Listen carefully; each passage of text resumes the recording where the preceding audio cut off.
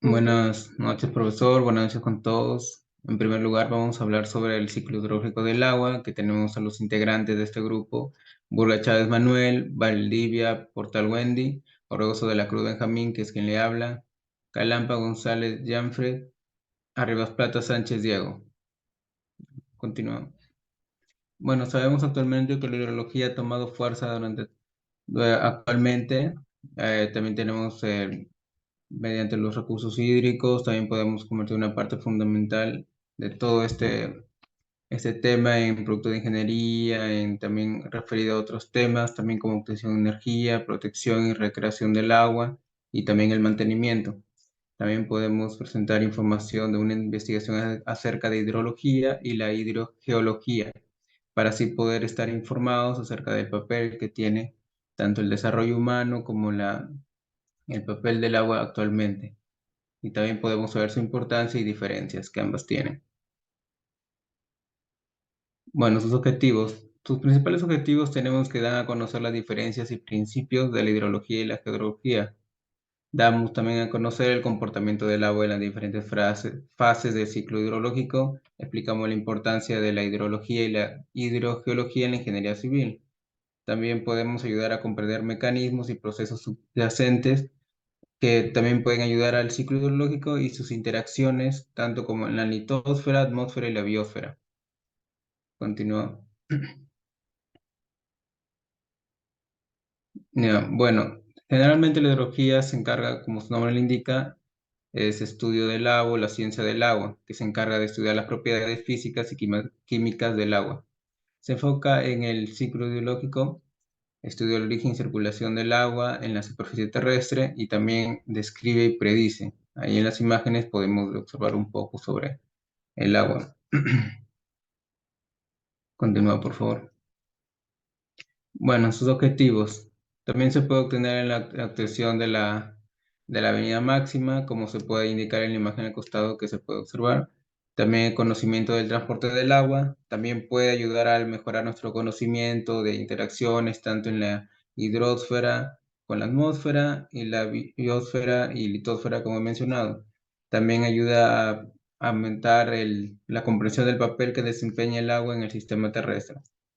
Desarrolla estrategias para el desarrollo del uso sostenible y la protección de los recursos hídricos en sistemas hidrológicos y las condiciones ambientales asociadas a este. Su clasificación: tenemos la hidrología cualitativa, que se encarga de describir los múltiples datos y características que están presentes en el agua y también su comportamiento. Este se es considerado el primer paso para evaluar y evaluar un sistema hídrico. También tenemos la hidrología hidrométrica, que, como, bueno, su nombre indica, que se encarga de la medición de valores hidrológicos y también para estudiar las características del cuerpo del agua. La hidrología cuantitativa, que se encarga de evaluar la distribución y disponibilidad de recursos hidrológicos en una determinada zona. Y la hidrología en tiempo real, que es una rama nueva que más o menos se popularizó entre los años 1960 y 1970. Y bueno, son sensores ubicados en partes en tiempo real en las cuencas, para que, como su nombre le indica, inmediatamente sepamos cómo va y cómo está actualmente analizando todo ese terreno. A ver, continúa, por favor. Bueno, sus aplicaciones, tenemos que estar en ingeniería civil, también para ver más o menos la ubicación de los proyectos y en dónde están ubicados. La gestión ecológica, para poder más o menos tener una idea de cómo podemos utilizar y manejarlo bien. Y plantas hidroeléctricas, como su nombre lo indica, para poder obtener energía utilizando el agua. El control de inundaciones, para así más o menos estar atento sobre algún problema o alguna diferencia que hay actualmente con el clima y en los cuerpos de agua.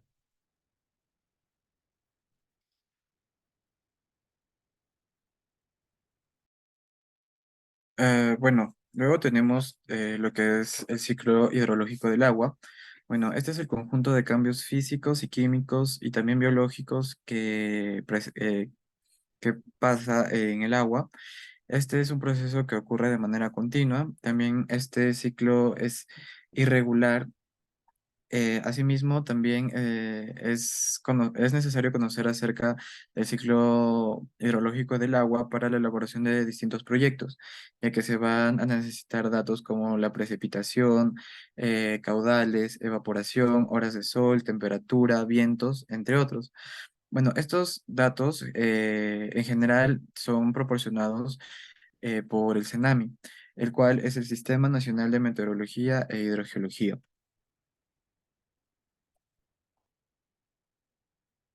Bueno, luego tenemos los procesos que participan en el ciclo del agua. El ciclo del agua puede considerarse como un sistema global en el cual sus procesos implicados están dentro de tres principales subsistemas. El primer subsistema es el subsistema atmosférico, donde la energía solar de los estratos superiores, donde participa la energía solar de los estratos superiores de la atmósfera. Como sabemos, la atmósfera, como se puede observar, es una capa gaseosa compuesta principalmente por nitrógeno y oxígeno molecular, con pequeñas cantidades de otros gases, como vapor de agua y dióxido de carbono. Luego tenemos que la energía solar o también radiación solar es la fuente de energía del ciclo hidrológico del agua y es considerado como, como el factor más importante de este ciclo. Bueno, la radiación solar produce variaciones de calor que se traducen en una mayor o menor evaporación. Es necesario mencionar que el instrumento que mide la intensidad de la energía solar recibe el nombre de radiómetro. Bueno, el primer fenómeno tenemos la evaporación. Este fenómeno es considerado puramente físico y consiste en el pasaje del agua al estado de vapor. Este fenómeno tiene tres principales factores: el factor meteorológico, el factor de la calidad de agua y el factor de la superficie evaporante. En esta última se clasifica en tres: la evaporación desde superficies líquidas, que pueden ser mares y lagos, donde hay dos factores que participan también en este tipo de evaporación, que son la extensión del cuerpo de agua y la profundidad. Luego tenemos lo que es la evaporación desde los suelos. Bueno, la evaporación de la humedad que hay en el suelo se produce en la capa superficial.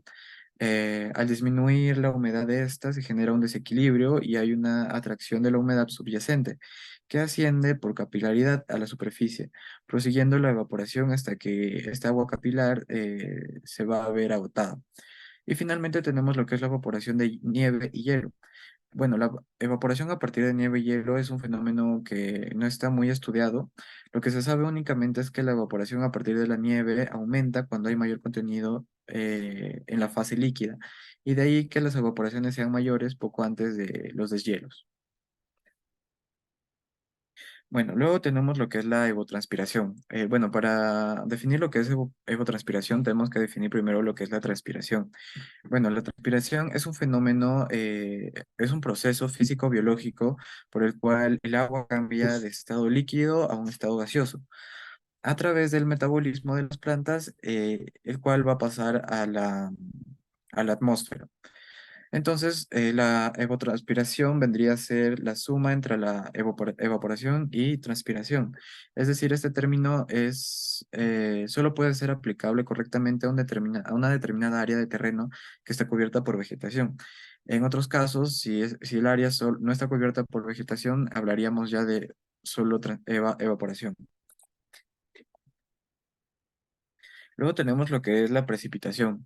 Bueno, esta es toda forma de humedad que se origina en las nubes y va a llegar hasta la superficie terrestre. Existen tres tipos de precipitaciones, según el factor responsable del levantamiento del aire que favorece el enfriamiento necesario para que se produzcan cantidades significativas de precipitación. La primera precipitación es la conectiva, la cual es causada por el ascenso de aire cálido más liviano que el aire frío de los alrededores. Las precipitaciones conectivas son puntuales y su intensidad puede variar entre aquella correspondiente a lloviznas ligeras y aguaceros, como se puede ver en las imágenes de la derecha. Luego tenemos lo que son precipitaciones orográficas. Son aquellas resultantes del ascenso del aire cálido hacia una cadena de montañas, donde las regiones que quedan al otro lado de la región de cadenas van a sufrir de una ausencia de lluvias, ya que todas las nubes han sido interceptadas y precipitadas en el lado de donde éstas provienen. Y finalmente tenemos lo que es las precipitaciones ciclónicas o también frontales, donde hay un encuentro de nubes, como se puede observar, de diferentes temperaturas, donde las más calientes son impulsadas hacia las partes más altas, donde estas van a ser precipitadas. Luego tenemos el subsistema de agua superficial. En este caso vamos a encontrar lo que es el escurrimiento. El escurrimiento superficial, como se puede ver en la imagen, puede darse a partir de la precipitación o también puede darse a partir de la fundición de nieve glaciales. El escurrimiento de nieve suele alcanzar su punto máximo en lo que es la etapa de primavera y los glaciales suelen escurrirse en verano, produciendo un gran flujo en lo que son los ríos afectados. Hay que tomar en cuenta que el escurrimiento por precipitación no siempre se va a producir, ya que algunos suelos pueden absorber toda esta agua que se va a dar por la precipitación y no va a dejar que ésta se escurra. Finalmente tenemos lo que es el subsistema de aguas subterráneas, donde se va a dar lo que es la infiltración, que es el paso del agua a través de la superficie hacia el interior de la tierra, como se puede ver en la primera imagen. La cantidad de agua que atraviesa esta superficie por unidad de tiempo y se va a desplazar por el subsuelo va a recibir el nombre de ritmo o también la tasa de infiltración. Esta va a depender del tipo de suelo, ya que es el principal factor que va a afectar la infiltración. Por ejemplo, si tenemos un suelo arenoso, va a haber poros más grandes, por lo tanto va a haber una mayor infiltración. A comparación de un suelo arcilloso, que solo va a haber una menor tasa de infiltración, ya que los poros son más pequeños.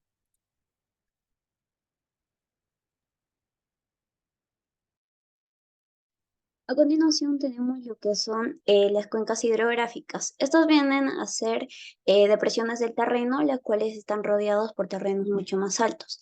Y estos llegan a converger. ¿Y qué significa esto? Pues que se llegan a unir o juntar en un solo punto.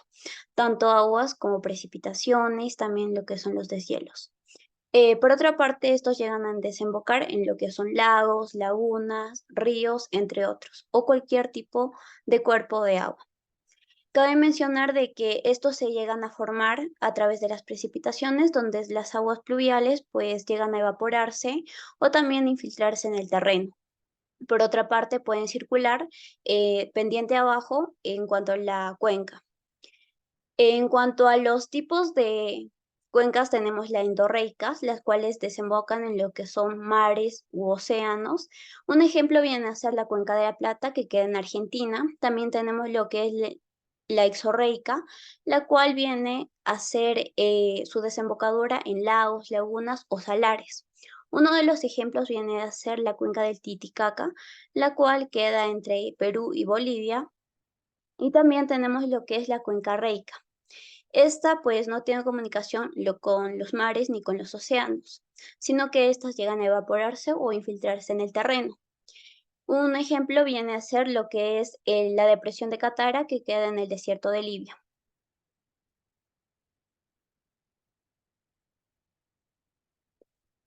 En cuanto al orden de las cuencas, se ha colocado en un sistema jerárquico, como se muestra en la imagen. Tenemos de primer orden, segundo orden, tercer orden y cuarto orden, la cual se encuentra ramificada. También tenemos el parteaguas, la cual también se conoce como borde de un acuario, y pues esta viene a ser líneas divisorias imaginarias o reales, la cual marca los ríos para poder señalar lo que son fronteras y también lo que son cuencas de otra vecina. En cuanto a las cuencas hidrológicas de nuestro Perú, pues son las más conocidas, lo que es la región hidrográfica del Amazonas, o también denominado como el Atlántico. También tenemos la región hidrográfica del Pacífico y la cuenca hidrográfica del lago Titicaca. En cuanto a la cuenca hidrográfica, cuenta con 84 cuencas, de las cuales, pues estas vienen a ser profundas y también su caudal viene a ser regular. En cuanto a la región hidrográfica del Pacífico, pues esta cuenta con 62 cuencas, las cuales vienen a ser irregulares y provienen de las lluvias de la sierra. Y en cuanto a la cuenca hidrográfica del lago Titicaca, pues esta cuenta con 13 cuencas.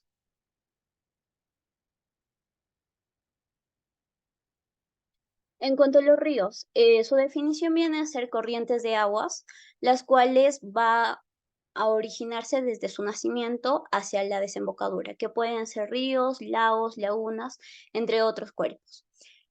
Bueno, eso se llegan a alimentar a través de escorrentías, precipitaciones, manantiales, deshielos y entre otros.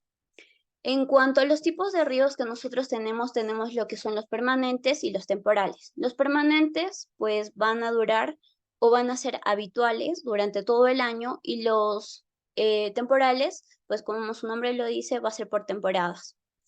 Y en cuanto a nuestros ríos del Perú, pues nacen de lo que son nuestras cordilleras de los Andes y tenemos 19 ríos conocidos, como por ejemplo el Ucayali, Marañón, Putumayo, Yavarí, Gualiaga, Urubamba, Mantaro y entre otros, que son importantes en nuestro Perú.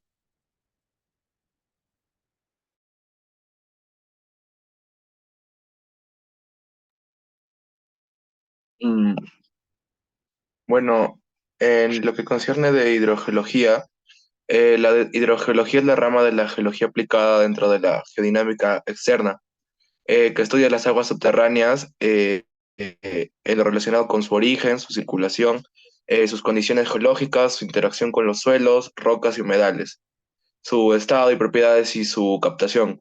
La hidrogeología también es llamada la hidrología subterránea y trata del estudio, el origen y la formación de las aguas subterráneas, así como la interacción del agua con el suelo, la cual se infiltra en el suelo por gravedad. De esa manera el agua llena progresivamente todos los poros del suelo, grietas y fisuras, alcanzando así su máxima capacidad para almacenar agua.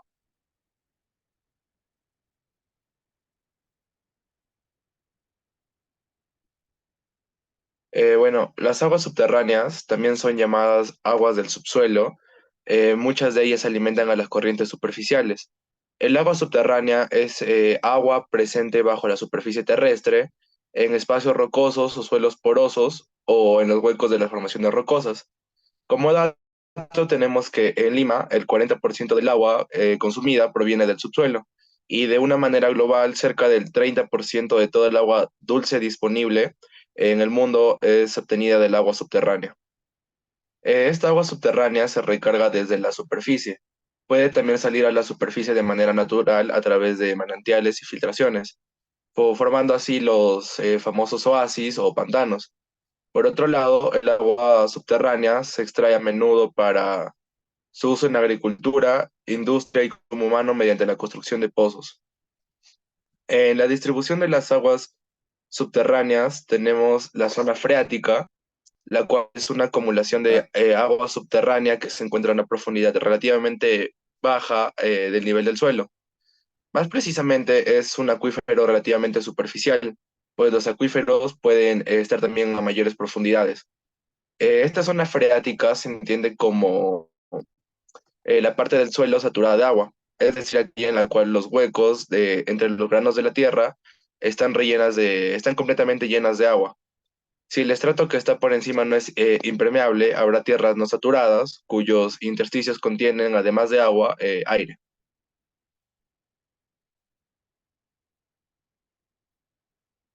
La zona de aireación. La zona de aireación es la región entre la superficie de la Tierra y el nivel freático, y de los cuales los principales componentes de esta región son el suelo y las rocas. Sus poros a veces están parcialmente llenos de agua y de aire, y la aireación se produce cuando el aire y el agua se mezclan o entran en estrecho contacto. La profundidad y composición de la zona de aireación difiere de una zona a otra y los porcentajes de sus diferentes componentes se ven afectados por factores como la altitud, el clima, el tipo de suelo y su estructura, la propia actividad humana, el tipo de roca, la vegetación y el paisaje. Y bueno, la franja capilar es la capa subsuperficial en la que el agua subterránea se filtra desde una capa freática por acción capilar para llenar los poros. Los poros en la base de la franja capilar se llenan de agua debido a la saturación de tensión. Pasa, por favor. Siguiendo, tenemos los acuíferos, los cuales son volúmenes de roca y arena que contienen agua. Estos acuíferos son cuerpos de sedimentos o rocas permeables que se infiltra y circula con diferentes velocidades y están conectadas al ciclo hidrológico. Como podemos observar, tenemos dos diferentes propiedades de los acuíferos, que son la permeabilidad y la porosidad. Al hablar de la porosidad de los acuíferos, es una propiedad importante en la hidrogeología y se refiere a la proporción de espacios vacíos o poros en una formación geológica que puede contener agua, ya sea agua subterránea o fluidos en general. Y por otro lado tenemos la permeabilidad, la cual es una propiedad hidrogeológica que se refiere a la capacidad de un material geológico como una formación de roca o sedimento para permitir el flujo de agua a través de él. En otras palabras, la permeabilidad indica qué tan fácilmente el agua puede moverse dentro de un acuífero y es una propiedad clave e importante dentro de esta, ya que afecta la velocidad y la cantidad de flujo de agua subterránea en un sistema acuífero. Aquí, siguiente, tenemos los tipos de acuíferos, los cuales tenemos el acuífero poroso, que son un tipo de acuífero que se forma en rocas o sedimentos con una estructura porosa y permeable, lo que permite que el agua fluya y se almacene en los espacios porosos. Estos acuíferos son una fuente importante de agua subterránea y desempeñan un papel crucial en la gestión de los recursos hídricos. Eh, Siguiendo tenemos los acuíferos de grieta, también conocidos como acuíferos fracturados o acuíferos fisurados. Estos son un tipo de acuífero que se forman en rocas fracturadas que permiten que el agua fluya dentro de las grietas presentes en la roca. Esta, a diferencia de los acuíferos porosos, se diferencian en que el agua se mueve a lo largo de fracturas en las rocas y no en los poros. Los Siguiendo tenemos el acuífero kárstico, que se forman en áreas con roca caliza o dolomita, donde el agua fluye a través de sistemas de cuevas y grietas subterráneas creadas por la disolución de la roca. Y bueno, según el grado de presión a que está sometida el agua, tenemos los acuíferos no confinados y los acuíferos confinados. Los acuíferos no confinados o acuíferos libres son aquellos que están situados debajo de una capa permeable y no tienen una capa impermeable en el nivel sobre ellos. Este acuífero es relativamente el nivel freático y puede fluctuar en respuesta a las condiciones de recarga y descarga. Por último, tenemos los acuíferos confinados o acuíferos en confianza. Estos acuíferos están confinados entre capas impermeables por encima y por debajo, lo que restringe el movimiento vertical del agua. El agua en estos acuíferos se encuentra bajo presión y su nivel se llama piezométrico.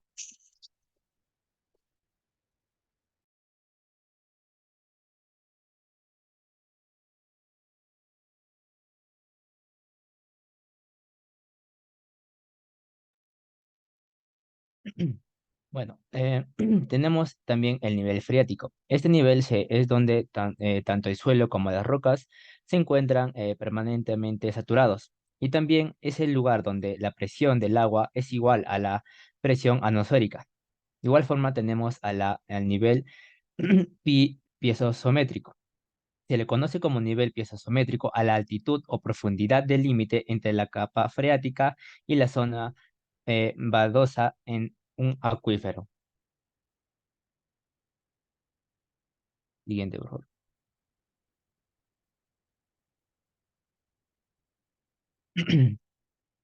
También tenemos a los manantiales. También se denominan como fuentes. Son los puntos en donde el agua del subterráneo aflora a la superficie. Se clasifican en manantiales de emergencia, de vertedero y de filón.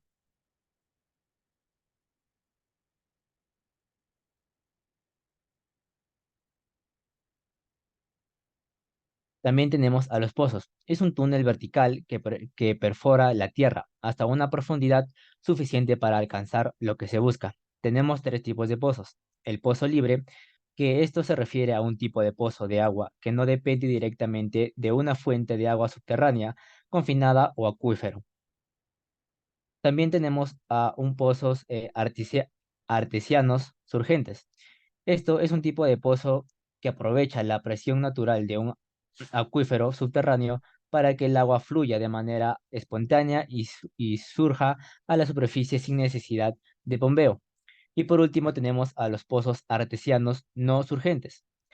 Esto se caracteriza porque el agua subterránea se encuentra bajo presión en un acuífero, pero no fluye de forma natural hasta la superficie por sí sola.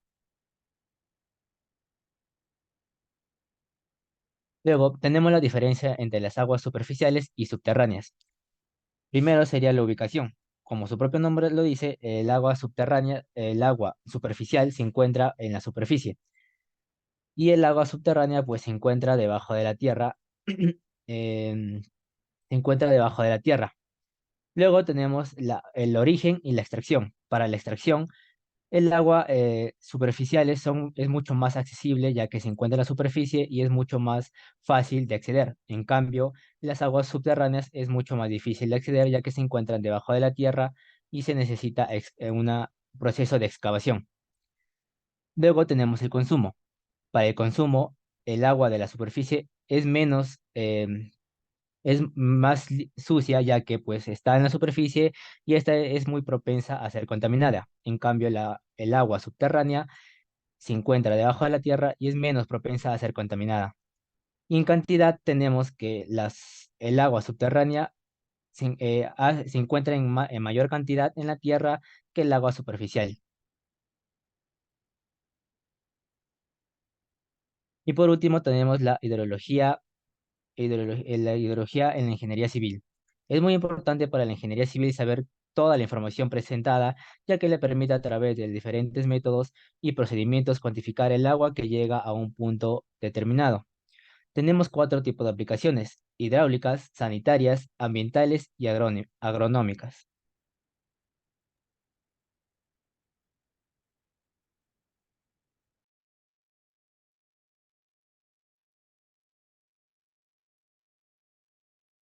A continuación tenemos lo que son las conclusiones, pues se dio a conocer lo que es la diferencia de los principios de la hidrología y la hidrogeología.